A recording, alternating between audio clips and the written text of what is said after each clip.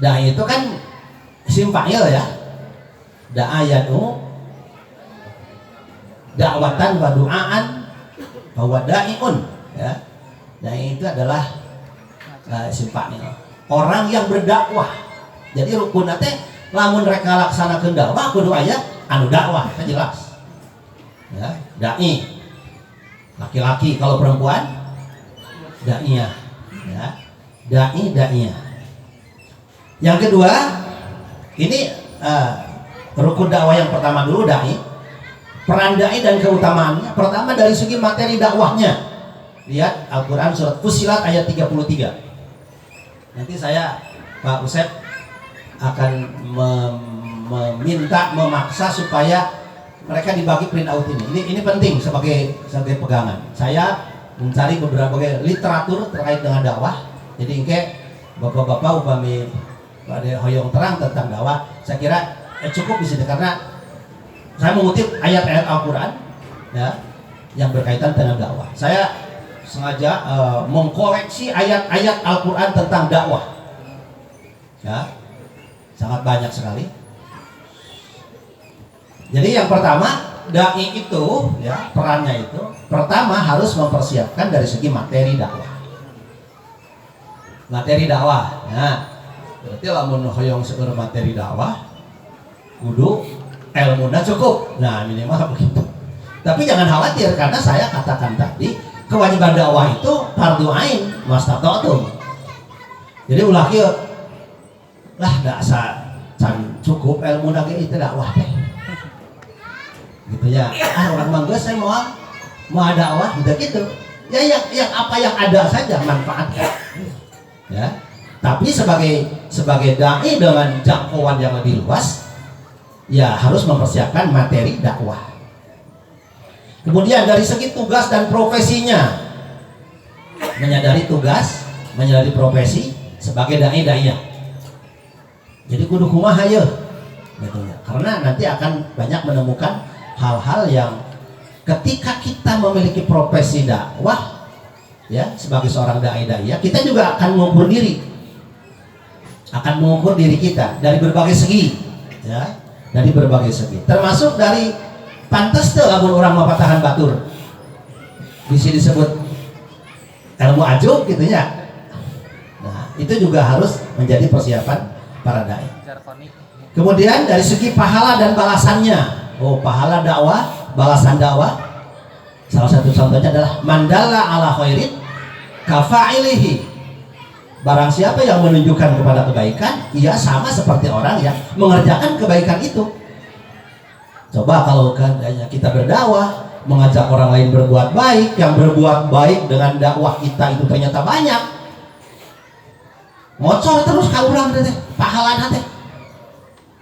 Ya, 10 orang yang mengerjakan apa yang disampaikan oleh kita dalam dakwah, 10 orang itu pahalanya ngocor ka urang. Itu dari segi pahala. Kemudian yang kedua tadi peran dai dan keutamaannya. Yang kedua karakter dan adab seorang dai. Karakter dan adab seorang dai.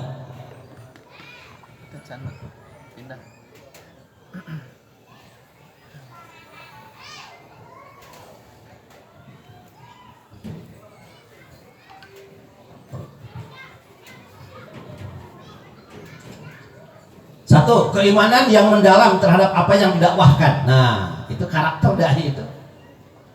Kita mendakwahkan sesuatu, maka harus didahului oleh kita. Urang percaya ya nu didakwahkeun teh, urang oge memang geus yakin. Sudah beriman dengan keimanan yang penuh. Ulah urang sorangan ragu-ragu kemudian mendakwahkan kepada yang lain.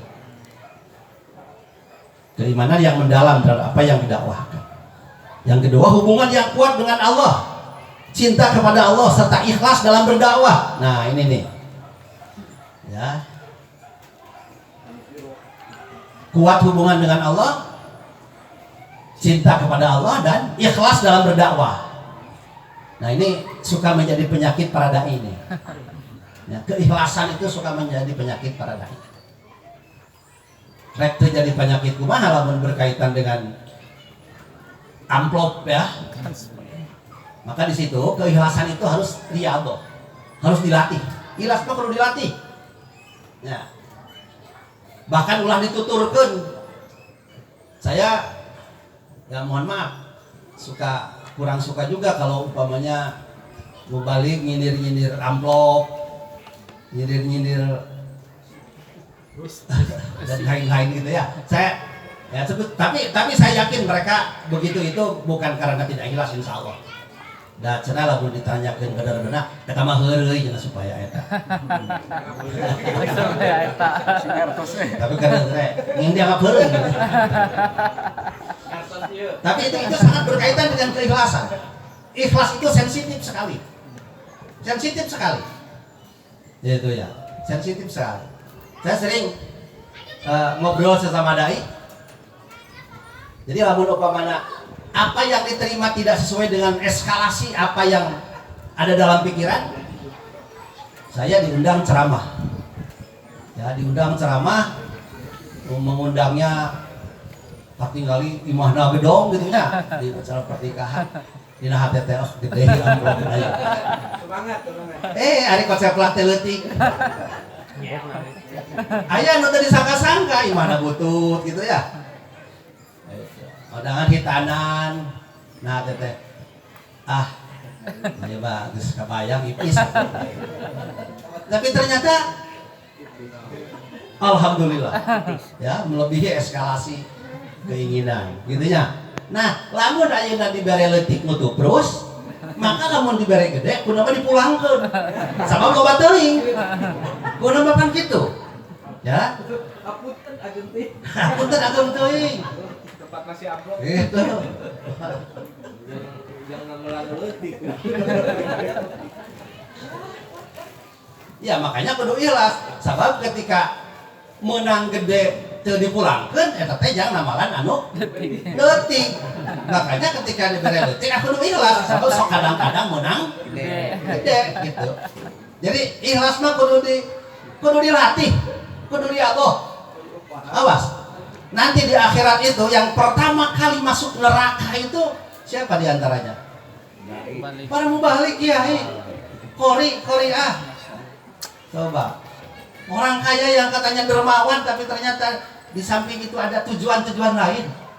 Ngeri kan lamun ayeuna mubalik panggulana ka neraka. Coba. Itu karena ketidakikhlasan kita. Perlu dilatih ikhlas mah, perlu dilatih. Ulah hayo kalah dituturkeun, hayo sundar sinir. Gitu ya. Itu.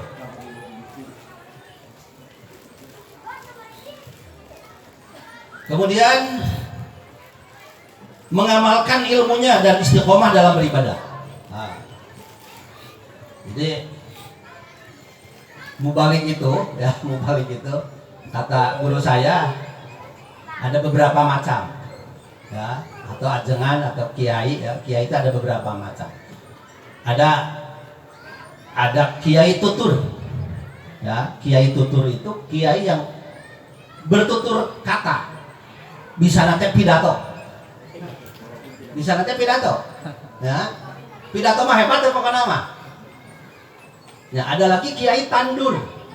Tutur kemudian tandur. Kiai tandur itu naon sih? Melak pare kan menanam. Nah itu kiai tandur itu kiai yang punya pesantren. Jadi menanam generasi penerus kiai dengan ilmunya disampaikan. Nah, itu kiai tandur. Kadang-kadang kiai tandur itu tidak bisa bertutur seperti mubalik.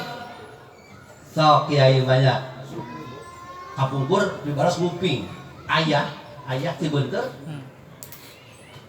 Upami ngawuruk. Saurna. Nah, hampir teu ka kuping teu ka hati. Lawan gitunya. Tapi lamun ayeuna tos terbiasa tos 3 bulan didinya kemudian paham, itu 3 bulan ti kakara paham teh kakara kadenge. Tapi itu ternyata sudah menjadi sebuah keberkahan. Coba. Jadi bertuturnya itu kurang piawe. Beda jeung mubalik tutur ya. Mubalik tandur itu beda dengan mubalik tutur. Ada lagi mubalik sembur. Ya supaya aja tungtung aja. Sembur itu adalah mubalik atau kiai yang pekerjaannya hanya mendoakan anu boga mantra-mantra begitulah. Bacaan-bacaan juga nu heueuh. Sembur. Beda disembur we ku cair. Langsung. Musim kampanye datang calon-calon teh ya disembur. Nah, itu kiai sembur. Eta kiai sembur bertutur tidak bisa, tandur juga tidak. Kemudian ada lagi kiai catur. Kiai catur itu kiai yang seperti main catur politik. Ya, kiai yang terjun di dunia politik. Ya, saya tidak ingin membawa kita untuk menilai baik buruk ini, tapi realitanya seperti itu. Itunya kiai catur mah aya nu kabawa ku kotorna politik, aya nu bisa mempengaruhi politik, ya. Aya nu kabawa, aya anu istiqomah. Tapi kalau loba nu kumaha? Nu kabawa kotorna politik. Jarang gitu kiai lang terjun di dunia politik yang beristiqomah. Ya, biasanya gitu. Ya. Kemudian ada lagi kiai apa ya? Kiai bujur.